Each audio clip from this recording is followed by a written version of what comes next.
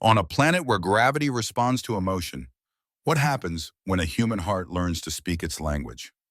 Welcome to Beyond the Stars, where science fiction becomes experience. Today we invite you to dive into The Girl in the Gravity Well, the story of two souls drawn together not just by fate, but by gravity itself. On Avereth, a world where emotions shape the laws of physics, Caleb, a human intern from Omega Station, accidentally frees Nyra, the last of a species who communicates through gravitational resonance. Their connection will challenge what it means to love, to stand, and to carry the weight of another, even as the planet itself begins to fall apart. If you're a fan of stories that blend sci-fi wonder with emotional depth and philosophical meaning, then you're in the right place. Don't forget to subscribe so you never miss a journey beyond the stars. If this story resonates with you, like and share to spread the gravity. And let us know in the comments. If you lived on a planet where feelings shape gravity, would you float like joy or sink like memory? Chapter 1. The Fall into Avereth.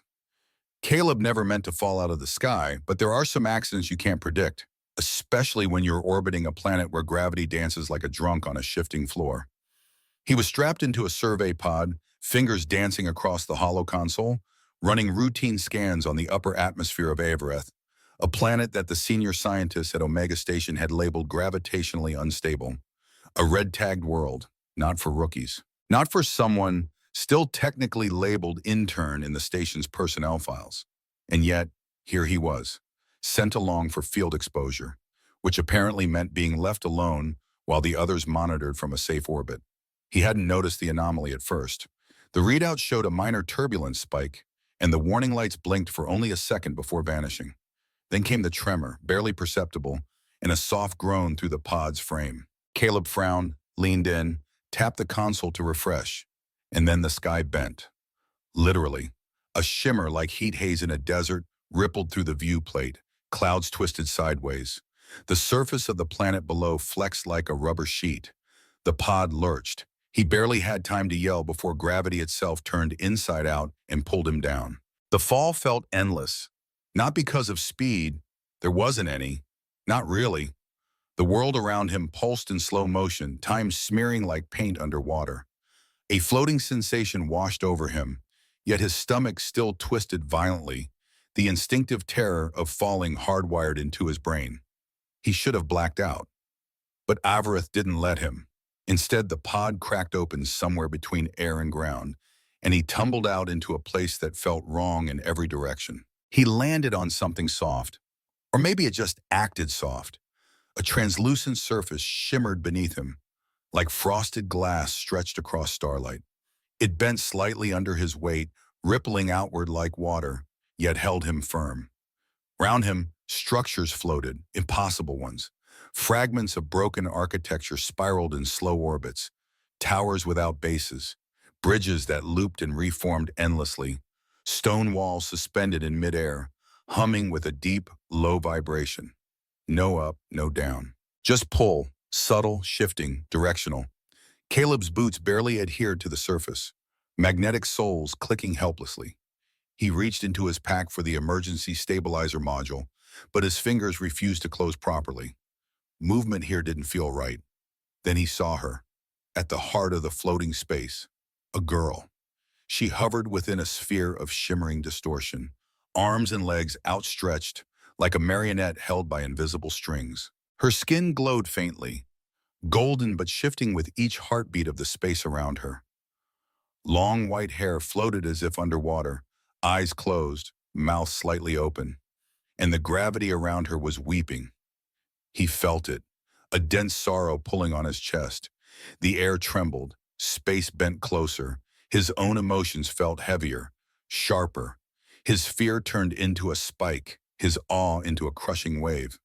The girl stirred, her eyes opened, and for a moment, just one, he forgot where he was. Silver. Not just metallic, but alive, like starlight caught in glass. She looked at him, and the pod remains behind him creaked under the pressure. The platform beneath his feet flexed dangerously. She whispered something, but there was no sound. Instead, the space between them shifted. He felt her words in the gravity tugging on his spine. He took a step forward. The rippling space distorted. He reached out instinctively. Their fingers met. The world collapsed inward and then expanded all at once. Color exploded, not from light but from force. Waves of emotion turned physical, rippling out in spirals of compressed air and warped terrain. The girl gasped as her prison dissolved, the gravity field around her snapping like broken glass. They both fell, not down, not in any direction he could name, but they landed together on another fragment of floating ground. She curled up briefly, breathing heavy, then slowly she rose. Caleb, dazed, stared at her. What are you?" She tilted her head. There was a softness in her expression, something ancient and alien layered in her youthful face. "I'm Nyra," she said finally. Her voice barely trembled the air, yet it carried weight, literal weight. It pressed gently on his chest. "You released me," she continued, "but that doesn't mean you're ready." He blinked. "Ready for what?" Her eyes shimmered. "To stand without falling." She turned away. Her feet didn't touch the ground. She floated, anchored by something deeper than gravity. Caleb tried to follow, but his body felt too light and too heavy at once, like every heartbeat might throw him off balance. Nyra stopped. "Come back," she said, "when you can anchor yourself. Only then can we stand in balance." And with that, the world tore open again. Light consumed him. Pressure folded space into a tunnel, and he was flung backward. Out of Avereth, out of the gravity well, out of her presence, back into a pod, back into normal time, back to a place where gravity obeyed laws. But something inside him had shifted. A pull, a promise. He didn't know when he would return, only that he would. Chapter 2, The Girl Who Speaks in Gravity. Caleb awoke in the med bay of Omega Station, drenched in sweat, heart thundering like it was trying to punch a hole through his ribs. "You're lucky you're not atomized," Director Hess muttered beside him, scanning his vitals. "Your pod was retrieved 3 kilometers from the survey site, completely shredded, and you were just lying there, like someone placed you down." Caleb didn't respond. He couldn't. Not because of the trauma or the shock, though both were there, but because words didn't feel like enough. Not after what he had felt, not after Nyra. For the next 3 days, he stayed silent about her. He replayed the moment over and over again. The shimmer in her voice, the way her gravity reached into him like a second heartbeat. Omega's scientists thought he'd hallucinated. Localized gravitational distortion, they called it. Temporal side effects. Possible neuromimetic feedback. They didn't see her. They hadn't felt her. And so Caleb began his research, not on paper, not on the logs Omega approved, but in secret, at night, in silence. He dug through ancient records, long-forgotten exploration logs, vague myths from planetary databases. Over and over again, he encountered the same strange markers, worlds where gravity had once spoken, where certain regions pulled more than they should, where explorers reported ghosts of pressure or emotional weight thick in the air.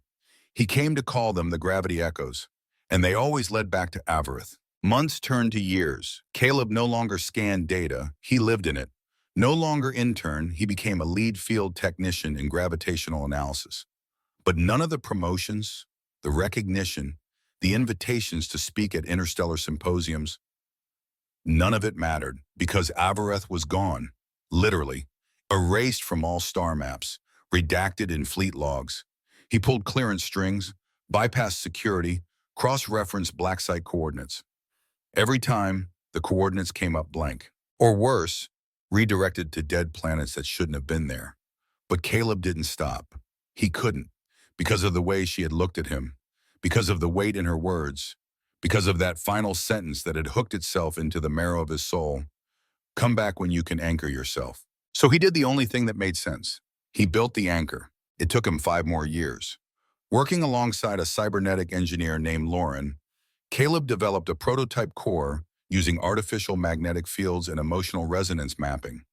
The project was officially named STEM, Stabilized Temporal Emotive Magnetics, but unofficially, they called it the anchor. It was embedded just beneath the skin at the base of his spine, a fusion of alloyed circuitry and neural stabilizers, designed to detect spikes in emotional response and react by adjusting microgravitational fields around the user's body. Essentially, the more overwhelmed you became, the heavier you stayed. It wasn't perfect. Not yet. Caleb once collapsed an entire testing chamber by getting too angry during diagnostics. But it worked. Enough. The real test would be on the field. Then, on an otherwise ordinary cycle, a low-band transmission reached Omega's deep wave array. Not a distress signal, not even a message in language. A pulse, a pattern. 4 oscillating waves, each separated by a 5-second gap. A heartbeat, a gravitational one. Caleb's hands trembled as he traced the waveform. It didn't match any known celestial body, but the frequency, the curve, the rhythm, he knew it. It was Nyra. The coordinates were buried in the signal, hidden in the gravitational phase shift, but once decoded, they pointed to a region just beyond the Messier void, a space most vessels avoided for its unpredictable physics. He took leave, burned favors, stole one of the station's old survey ships, the Indra's Wake, and set course. Alone. He didn't tell anyone. He couldn't risk the noise, not when gravity was calling him home. The trip took 3 days, long enough for Caleb to question everything. Was she even real? Was it possible he'd fabricated her out of trauma, obsession, or some primitive longing? But then, as the Indra's Wake breached the edge of the void, space folded slightly, not violently, not even obviously, just softly, like a curtain being drawn aside. And Avereth was there, as if it had never been gone. The planet shimmered with its strange, unsteady pull. No satellites orbited it, no ships nearby. It was perfectly alone, just like before. Caleb suited up. As he descended, the anchor hummed softly in his spine, adjusting, sinking, anchoring. The closer he got, the more his body tried to betray him. Heart rate spiked, breath caught, muscles tightened with anticipation. But the anchor held, and this time there was no crash. Just a landing, smooth, gentle, purposeful. He stepped out into the field of floating stone petals, and she was waiting, not suspended, not trapped, standing. Her hair moved like wind through starfields. She smiled faintly as he approached. Older somehow, yet unchanged. Caleb took a slow breath. I came back. I know, she said, and though the words were soft, the ground beneath him solidified. She walked toward him, not floating, walking, each step calculated. You've built yourself an anchor, Nyra said. Now, let's see if you can carry it. Chapter 3, 7 Years of Wait. The moment her hand brushed his, Caleb expected the world to collapse again, to blur and distort like it had 7 years ago. But it didn't. This time the ground stayed firm beneath his boots. This time he didn't fall. Nyra tilted her head as if testing some invisible thread between them. You've learned control, she said, but stability isn't the same as balance. Caleb tried to speak, but found his throat dry. The words caught, not from fear, but from the weight of this moment. 7 years of obsession, 7 years of doubt and building and waiting and hoping. And now here she was. Not a dream, not a memory. Real. I've missed you, he finally whispered. Nyra didn't smile, but something in the air softened. A shift in pressure, like a sigh across the entire planet. Avereth has missed you too, she said. They walked together, though walk felt like an approximation. The terrain of Avereth didn't obey traditional geography. It floated, bent, curved into itself like the folds of a thought. Nyra moved across it effortlessly, never stumbling, never slowing. Caleb followed, adjusting the anchor's feedback loop with subtle neural commands. Every step brought micro-fluctuations, his own emotions trying to tangle with the planet's shifting pull. But he held firm. Is it you? He asked after a while. I mean, what I felt back then, the distortions, the way gravity moved, was it you creating all that? Nyra stopped near a stone arch that hung suspended over nothing. Her eyes shone silver in the refracted light. It was us, she said. Caleb frowned. Us? My people, she clarified. The Vera. We were once the natural regulators of this planet. Our minds were attuned to its gravity fields. Our emotions kept its balance. Joy lightened storms. Grief brought rainfall. Rage caused tremors. Love held the core still. Caleb blinked. You're saying the planet is alive? Nyra nodded slowly. It listens. It remembers. But without us, it started to forget how to be. She gestured to the archway behind her. This used to be a bridge. Now it leads nowhere, just like our people. And you're the last? Yes. Her voice carried the weight of extinction. Caleb felt it press against his chest, not metaphorically, but physically. The gravity field around them dimmed slightly, dipping like a morning breath. He took a careful step closer. How did you survive? I stayed behind when the others left. I was young, foolish. I thought I could fix it. But the imbalance grew. The gravity well at the center of Avereth began to collapse. And she looked away. I couldn't contain it. So you trapped yourself, Caleb said softly, inside that cage. Nyra looked at him then, not with sadness, but with something close to wonder. And you broke it, with a touch. I didn't know what I was doing. You still don't, she said, but there was a small curve in her lips now, a hint of a smile. They descended into the heartlands, floating gardens, once fertile, now suspended in a kind of eternal mid-collapse. Gravity here pulsed like a heartbeat. Caleb had to concentrate to stay upright. Every thought shifted the terrain. Why bring me back now, he asked. Why send that signal after all these years? Because Avereth is unraveling, Nyra said. The gravity well is collapsing from within. If it folds completely, the planet will fall into itself and take me with it. Caleb's jaw clenched. Then we stop it. You're not Vera, she said gently. You don't speak the language of gravity. But you said I released you. You said I had potential. You have weight, Caleb, Nyra said. But can you carry it without letting it crush you? He met her gaze. Test me. They stopped on a plateau floating above a chasm of light. Below, Caleb could see the faint shimmer of the core, the heart of Avereth's gravitational engine, pulsing irregularly, its rhythm chaotic. This is where we begin, Nyra said. The trial of balance. Caleb raised an eyebrow. This some kind of ritual? She shook her head. It's not for ceremony, it's for survival. What do I have to do? Nyra walked to the edge and extended her hand. You'll step into the gravity mirror, a space where your emotions shape the world. The deeper you go, the more unstable it becomes.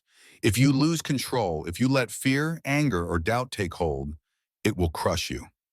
He stared at her hand, then at the swirling space beyond, then back at her.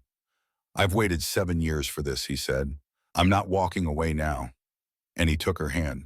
The world flipped. It didn't twist or spin, it inverted. Suddenly, Caleb wasn't standing on ground, but suspended in a sphere of rolling sky, fractured memories, and impossible reflections. His own image hovered around him. Dozens of selves, past versions, failed futures. He saw himself as a boy, hiding beneath the stairs after his father left. He saw his teenage self, bitter and silent, watching the stars and feeling small. He saw himself screaming at Lauren during a failed test. He saw the moment he first touched Nyra, and the doubt that flickered in his eyes after. The weight began to grow. Regret, guilt, insecurity. They latched on like invisible lead. He fell to his knees. The anchor buzzed wildly, trying to stabilize, but it couldn't compensate for everything. Not the internal weight, not the gravity born of memory. Nyra's voice echoed in the space. You cannot anchor what you refuse to feel. Caleb clenched his jaw. He reached into himself, not to fight the memories, but to accept them, to let them pass through him. One by one, the weights loosened, the sphere stilled, and suddenly he was standing again, solid, balanced. When the world reformed around him, Nyra stood waiting. She looked at him not with admiration, but respect. You're beginning to learn, she said. Gravity responds to truth. Caleb wiped sweat from his brow. That was only the beginning? She nodded. The core awaits. He exhaled sharply. Then let's finish what we started.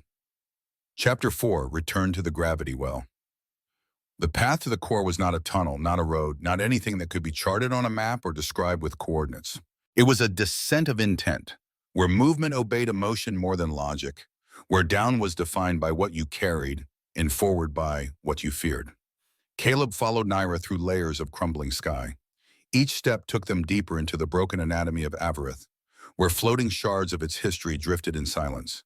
Discarded cities, hanging forests, collapsed temples clinging to gravity like ghosts clinging to memory. The anchor in Caleb's spine pulsed with effort, struggling to compensate for the terrain. The fields around them swirled and twisted, tugging at his limbs, his breath, his very thoughts. One stray spike of doubt could spin him off into open void. "Don't suppress your emotions," Nyra said with looking back. "Let them surface. Just don't let them control your weight." He focused. "Feel, but do not fall." A vast rift opened before them, a gravitational scar tearing through Avereth's crust. Below it, light rippled upward like heat from a dying sun. This was the gravity well. At the far edge, a bridge formed, slowly, as if unsure of itself, each stone piece assembling in response to Nyra's steady presence. Caleb hesitated before stepping on. "You're not afraid of this?" he asked, watching the stones hover into place. "I am," Nyra said simply, "but I don't carry that fear alone anymore." She glanced back at him, and he felt the gravity between them thicken. Not crushing, but connecting. Together they crossed. The other side held a chamber unlike anything Caleb had imagined, a sanctum of pressure where every surface vibrated with emotional residue. Pillars spiraled like melted bone. The ceiling breathed. The ground pulsed. At the center stood a crystalline sphere the size of a transport shuttle, hovering, fractured, bleeding slow beams of light into the chamber. "The core," Nyra whispered, "the last stable regulator." Caleb stepped closer. Inside the sphere, a miniature Avereth spun, its oceans glowing faintly, its continents fragmented. But the spin was uneven, wobbled, on the verge of shatter. "The Vera used to sing to it," Nyra continued, walking to the base of the structure. "A harmonic resonance, through feeling, through gravitational tone. When our hearts were aligned, the planet listened." Caleb turned toward her. "Can we repair it?" Nyra's eyes met his. "Only if we can achieve balance. Together." He nodded. "Then let's try." Nyra stood opposite him, palms outstretched toward the core. Caleb mirrored her. The air grew thick. The floor trembled. The anchor in his spine adjusted constantly, reading the emotional currents, dampening the flux. Nyra closed her eyes. "You must feel with me. Not in words. In weight." Caleb inhaled slowly and let go. Their emotions flowed like tides through the chamber. Nyra's pain, grief, and lingering hope spiraled outward in waves of gold and violet light. Caleb responded, his longing, his years of searching, his quiet need to matter, rising in hues of deep blue and white. The core spun faster. The chamber began to hum. For a moment they were in perfect sync. And then Caleb remembered his father. A single memory, a rainy day, a closed door, footsteps fading down metal stairs. His heart faltered. The gravity spiked. Nyra staggered, her field destabilizing. "Caleb!" she gasped. "Hold steady!" But he couldn't. The memory hit harder than expected. It wasn't the pain of abandonment. It was the guilt. The childish hope that he could have done something, that he hadn't been enough to make someone stay. The anchor screamed in his spine, failing to compensate. The floor cracked. The chamber tilted. The core let out a shuddering pulse and began to break. "No," Caleb yelled. "I can fix this." But Nyra didn't look afraid. She looked calm. She stepped forward and placed her hand on his chest. "Stop fighting the gravity, Caleb. Let it pass through you." He froze, and for the first time, he didn't resist. He let the guilt be heavy, let the sorrow drag his heart down, let the regret settle like dust in his bones. And when he accepted the weight, not as weakness but as truth, he felt something shift, not in the anchor, in him. The floor righted itself. The core slowed, steadied. Nyra exhaled, her voice soft like starlight brushing the skin. "Now you understand," she said. "Balance isn't about resisting the pull. It's about knowing why it pulls." They turned together, facing the core again. This time, their hearts beat in rhythm. Their emotions didn't clash. They harmonized. The room filled with light. The core cracked open, just once, and pulsed outward like a second sun. Avereth sighed. And for the first time in centuries, the gravity fields across the planet began to sing again. Outside the chamber, the floating cities began to descend gently into place. Trees found soil. Rivers remembered how to flow. Stone bridges reached their other ends. Avereth remembered itself, and at its center stood Nyra and Caleb, no longer out of balance, no longer falling, but standing, together. Chapter 5, The Trial of Balance. Avereth was breathing again. Not in the literal sense, planets didn't have lungs, but Caleb could feel it.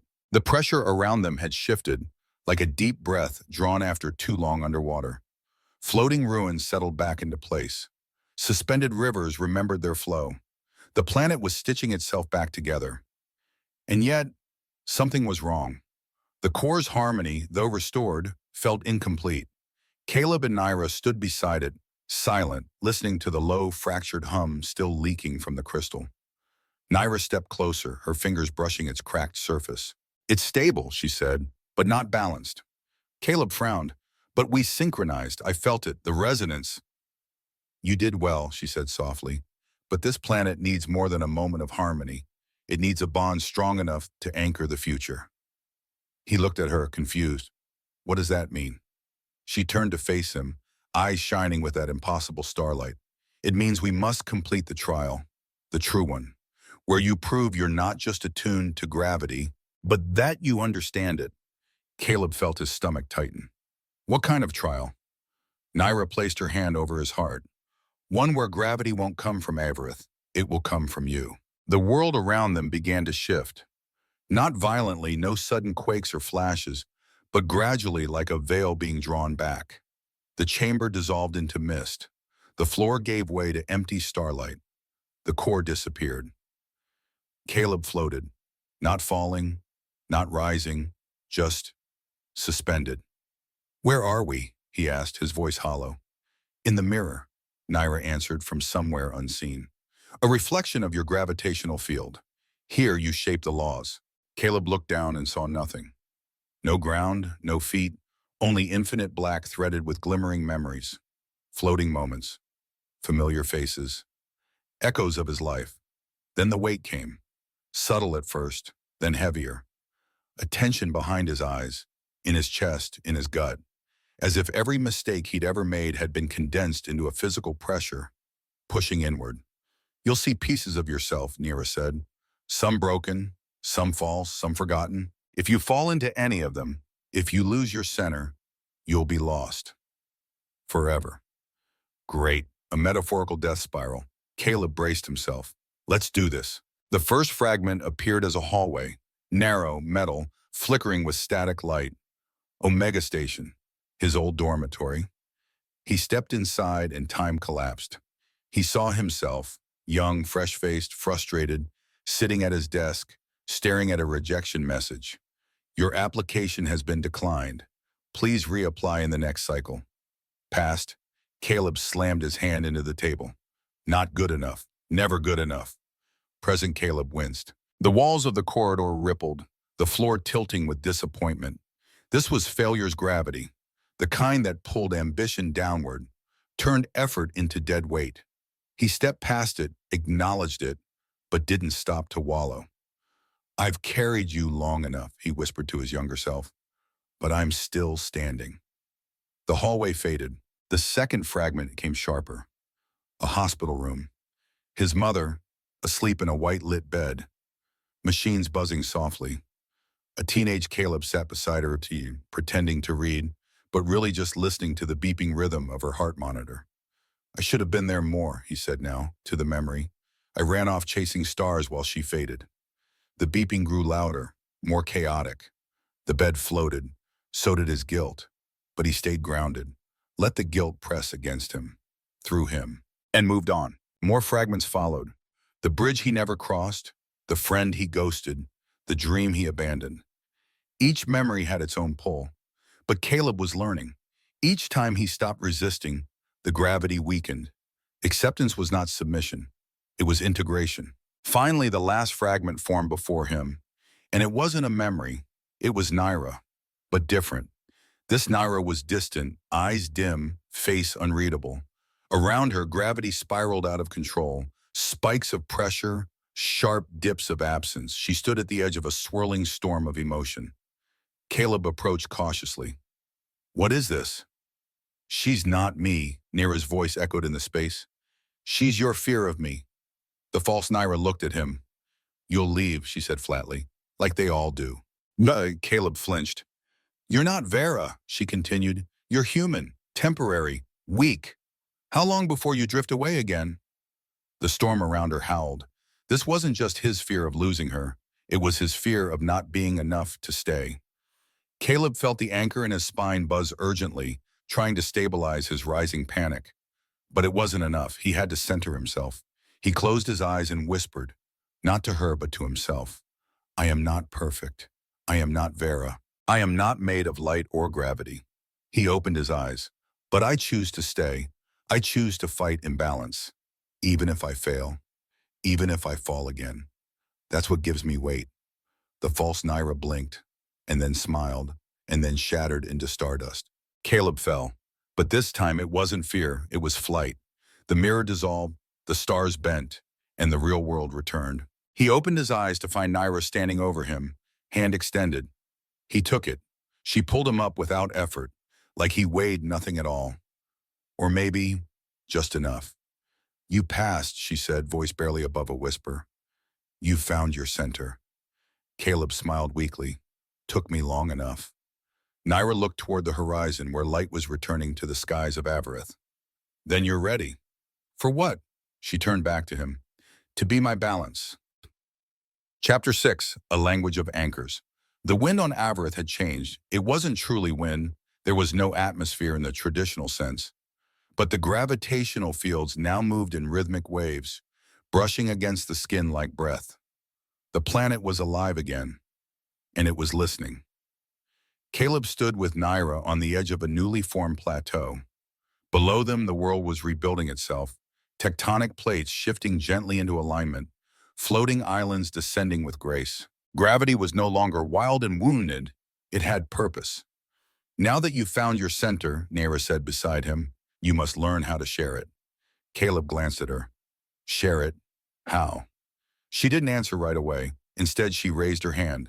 A small stone, no larger than her palm, rose from the ground. Then slowly it began to orbit her.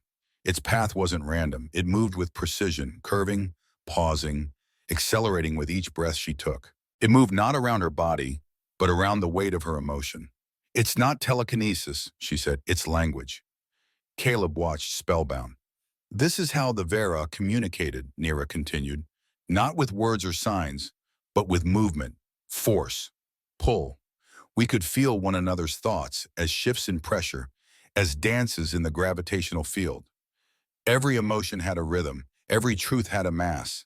She turned to him. And now you must learn to speak. At first it felt impossible. Caleb's anchor could stabilize, could correct fluctuations, could dampen spikes. But now it had to express. That was something entirely different. Nyra guided him through the first exercises, focusing on a single thought, then allowing the anchor to reflect it. Not forcing the emotion out, but becoming it, like tuning an instrument to resonance. He tried joy. Nothing happened. Then he tried fear. The air rippled. Not much. Just a shiver. Nyra raised an eyebrow. You're still thinking in words. Caleb frowned. How do I stop? You don't stop, she said. You translate. You don't say, I'm afraid. You become the sensation of falling with no end. You don't say, I care about you. You let the space around you pull toward mine. Don't declare your emotions. Make them orbit me. They trained for hours, days, maybe longer. Time bent on Avereth, and Caleb stopped measuring it. He let go of verbal thought, let his body become the conduit, and slowly the field around him began to move. At first it was clumsy. His gravitational expressions stumbled, like a toddler learning to walk, unbalanced, overcorrecting, often misread. But Nyra was patient, and soon Caleb was speaking in ways he had never imagined. He said thank you with a warm pulse that curved gently around Nyra's shoulder, like a hand that didn't need to touch to be felt. He said I'm sorry with a downward spiral, a soft pull at her center, then a pause, a silent offering. He said I see you with a brief synchronization, Their fields aligned for one perfect second, two equal masses in balance. And when he wanted to say, I care, when he didn't have to, she felt it. One night, if you could call it that on Avereth, Nyra sat beside him beneath a sky that pulsed like a sleeping heart. The Vera, she said, voice quiet, used to connect completely. Full resonance. Two minds, one orbit. Caleb looked at her. Like bonding? She nodded. But deeper. Once the resonance is complete, your gravitational fields are permanently linked. You become each other's equilibrium. Sounds dangerous. It is, she agreed. If one of us loses balance, the other falls too. Caleb was silent. Not from fear, but because his field had already started orbiting hers, and hers had never stopped pulling on him. They stood again in the center of the plateau. Nyra reached for his hand. Let's try. Caleb nodded, taking her fingers in his. The moment they connected, a shockwave of weight rippled outward. The anchor in his spine vibrated like a struck bell. But he didn't lose control. He let himself feel. The years of loneliness, the nights in silence, the stars he chased just to escape himself. And beneath all of it, the small, persistent hope that someone out there might pull him close and not let go. Nyra's field met his in kind. Her grief for her people, her long isolation, her fear that she would never be understood, her belief that Caleb might be the only soul left in the galaxy who could carry her without breaking. Their emotions entwined, not perfectly, but in tension, in rhythm, in counterbalance. The field around them began to hum, then to pulse, then silence. And in that stillness, something clicked. Two orbits became one. They opened their eyes. The world around them held its breath. Nyra smiled. Caleb felt her smile, not just on her face, but in the space between them. You've done it, she whispered. What happens now? She stepped closer. Now, we carry each other. All across Avereth, gravity stilled. The fractures in the land stopped shifting. The chaos receded. For the first time in centuries, the planet had found a new equilibrium. Not one born of ancient bloodlines, but of connection, of choice. Chapter 7. The collapse in the core. The warning came not with sirens, but with silence. Avereth stilled. Too still. The comforting rhythm Caleb and Nyra had worked so hard to restore, soft pulses of gravitational breath across the planet, vanished. Then came the shiver, a tremor rippling across the core, too deep to shake the land, but strong enough to twist the fields around it. Nyra staggered. Caleb caught her, instinctively stabilizing both of their fields. What's happening? She clutched her head, eyes wide. Something's wrong in the core. The fracture. It's accelerating. But we fixed it, he said, heart pounding. We healed it, she said, voice trembling. We didn't cure it. They rushed to the heart of Avereth again, down a path that bent in impossible directions. Gravity coils lashed out from below like vines grown wild, each one thick with stored emotional residue. They pulsed with memories, with history, with pain. And the closer they got to the core, the louder the hum became. But it wasn't harmony anymore. It was screaming.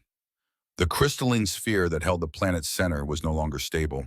It had fractured further, and through its broken seams, void light bled, a cold, colorless energy that didn't belong in any natural system. Caleb knew that light. He had seen it once before, in the brief instant when Nyra's prison shattered, when space had tried to collapse inward to fill the void she left behind. This was entropy, not just physical collapse, but existential unraveling. This planet's reaching a tipping point, he said, stepping closer. It's not just unstable anymore. It's rejecting its own structure. Nyra nodded grimly. It's because of me, because I stayed too long. I wasn't meant to survive the collapse. My presence has been delaying the inevitable. No, Caleb said sharply. Don't you dare. You didn't cause this. You've held it together. She looked at him, eyes full of that ancient silver light, and something in her gaze said what her mouth couldn't. Even if it cost me, I'll protect this world. Then came the final tremor. The core cracked fully. A wave of gravitational collapse surged outward. The ground warped. Walls of pressure shot in every direction. The chamber shattered into floating shards. Nyra cried out, flung backward. Her field went wild, spinning erratically. Caleb grabbed hold of a fractured platform, his anchor whining under strain. The core was now consuming itself, and with it, Nyra. Caleb made a choice before he had time to think. He dove into the collapsing gravity storm. The anchor in his spine screamed, too much pressure, too fast. It wasn't built for this. He shouldn't have been able to move at all. But he did, because gravity wasn't physics anymore. It was purpose. He reached Nyra mid-spin, caught her hand, and locked their fields together again. Her form flickered, fading in and out of coherence. "You can't hold me," she gasped. "The pull is too strong." "I'm not holding you," he said, gritting his teeth. "We're anchoring together." In the eye of the storm, they floated. The shattered core pulsed with one last message: collapse or rebalance. But there wasn't enough time. Nyra turned to him, her field flickering like candlelight. "There's one way to stabilize it," she said, "but it's not one we can share." "What do you mean?" "I can merge with the core, reinforce its structure with my field. I was born of this planet. I can become part of its foundation." "No," he said immediately. Her eyes pleaded. "It's the only way." "There has to be another—" "There is," she interrupted, "but it would require a new anchor, one strong enough to override the Vera resonance, one forged in another kind of gravity." "Yours." Caleb froze. If he took her place, he wouldn't die. Not exactly, but he wouldn't be Caleb anymore either. He'd become part of Avereth, its new gravitational core, a living, feeling regulator, forever tied to the planet's field. Nyra reached toward him. "You don't have to do this." Caleb looked at her hand, then past her at the storm, then within, at the anchor he had spent 7 years building, tuning, forging through heartbreak and hope. He took her hand. "I want to." Together, they returned to the core. Nyra helped him position himself where the old crystalline heart had shattered. He lay back against the exposed gravity field, the anchor in his spine glowing bright. "Once the fusion begins," she warned, "you won't be able to feel me like before." Caleb smiled. "I won't need to." Nyra knelt beside him, her field brushing gently against his, steadying him for the last time. "Caleb Cleary," she said, her voice cracking slightly, "you came from the stars and gave my planet its heart again." He touched her cheek. "And you gave me weight." She stepped back. The field consumed him. Light and pressure folded inward. The anchor ignited, converting not just energy, but emotion into structure. Every memory, every fear, every piece of Caleb's journey became fiber in the planet's core. Nyra watched as the pulse of collapse slowed, then stopped, then reversed. The storm died. The fractures sealed. The gravitational storm became a pulse, steady, strong, new. Avereth had its new heart, and Nyra, for the first time in her long, lonely existence, wept not because something was broken, but because something had been made whole. Chapter 8. Standing in Balance. Avereth was quiet, not empty, not silent, but at peace, where once the world shifted and strained under the case of fractured gravity, now it hummed with a steady, living rhythm. The skies had softened, no longer stretched into unnatural curves. Mountains, once levitating in fragmented orbits, had returned to their roots. Forests grew again, slowly, tentatively, as if the planet itself were exhaling after a lifetime of holding its breath. At the center of it all was the new core, Caleb, or what Caleb had become. Not gone, not dead, just changed. Nyra stood alone at the edge of the great plateau, where the wind moved gently, carrying with it the steady pulse of the world's new gravity. She could still feel him. Not in the way she had before, no shared thoughts or weightless glances, but in the quiet certainty that every part of the world now carried a piece of his soul. Every drop of balance, every stable field, every peaceful silence whispered, "I'm here." The first cycle after the fusion, Nyra barely spoke. She wandered through the reconstructed ruins of Vera temples, their stones now firmly grounded. She walked along paths that used to float, now running true and solid. She traced the new magnetic ley lines beneath her feet, ones she hadn't shaped, but felt. They were warmer, gentler, unmistakably Caleb. Sometimes she'd sit beside the new core, an obsidian obelisk formed from crystallized resonance. It rose like a monument, its surface engraved with pulsing lines that responded to touch, emotion, memory. She'd place her hand on it and whisper, Thank you. And the gravity would shift, just a little, just enough to let her know he heard. Months passed. Time on Avereth was no longer measured in revolutions or shadows, but in seasons of feeling, the season of return, the season of quiet growth, the season of warmth. Other travelers came, explorers, scientists, dreamers. They found Avereth strange, beautiful, still unlike any planet in the known sectors, but stable now, safe. Nyra greeted them as guardian, but she was more than that. She was the translator, the last speaker of gravity's native tongue. But she was no longer alone. One evening, as twin moons rose over the mountains, Nyra stood in the gravity garden Caleb had once helped her create. Stones still orbited the center, but now with calm, measured grace. The patterns were different every time, shaped by her mood, her memories.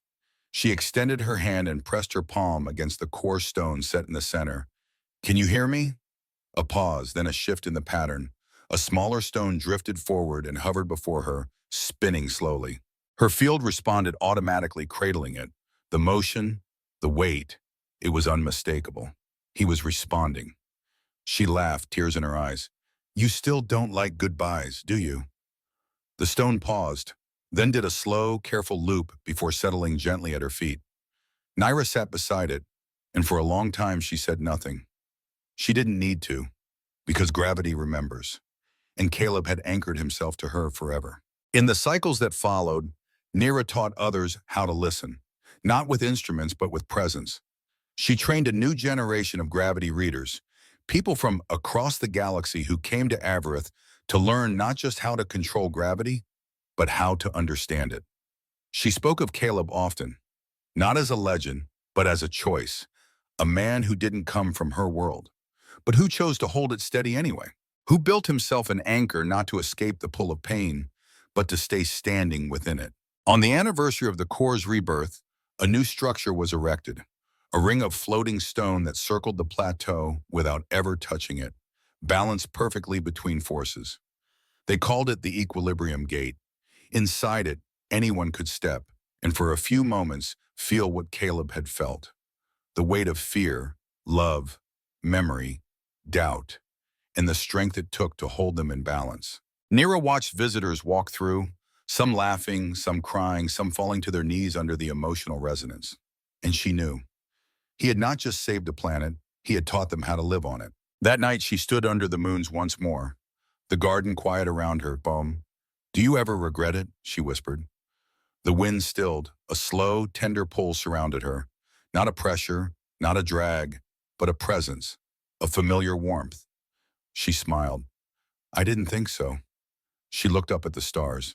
"Neither do I."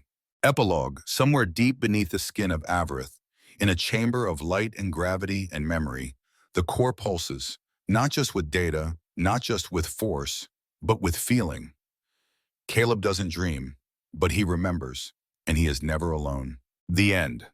Some stories don't end with a goodbye, but with a steady pulse beneath your feet.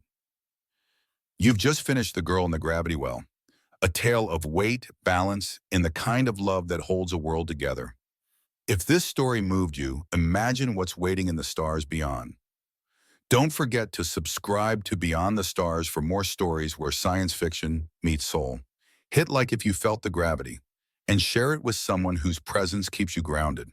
We'd love to hear from you. What part of this journey stayed with you the most? Until next time, keep your heart steady and your orbit true.